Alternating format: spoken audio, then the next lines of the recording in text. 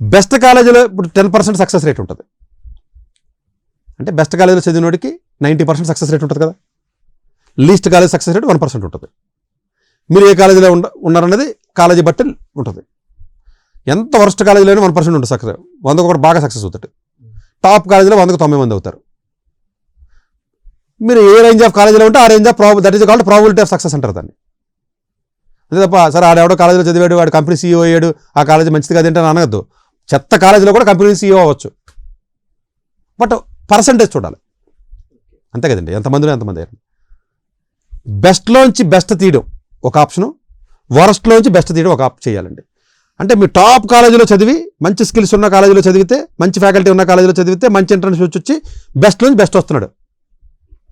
Okay, అది పెద్ద గొప్ప విషయం కాదు, అది బెస్ట్ ప్లేసే కదా, బెస్ట్ అవుట్కమ్ వచ్చింది. వీళ్ళందరూ కొంచెం పెద్ద కాలేజ్ చదివినాడు.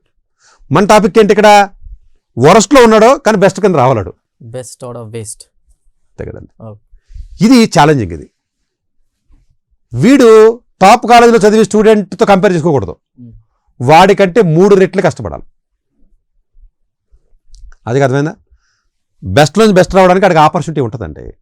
మాస్టర్ ఉంటాడు, పాఠాలు చెప్పేవాడు, కంపెనీ క్యాంపస్కి వస్తుంది, వీడు చదివితే అన్ని రకాలుగా వీడికి ఫెసిలిటీస్ ఉన్నాయి, ఆపర్చునిటీ ఉంది. కాబట్టి వీడు ఎక్స్ కష్టపడితే, వరస్ట్లో ఉన్నవాడు బెస్ట్ అవ్వాలంటే 3x కష్టపడాలి. 3x కరెక్ట్గానే విన్నారు మీరు, 3x అంటే ట్రిపుల్తో వర్క్ చేయాలి.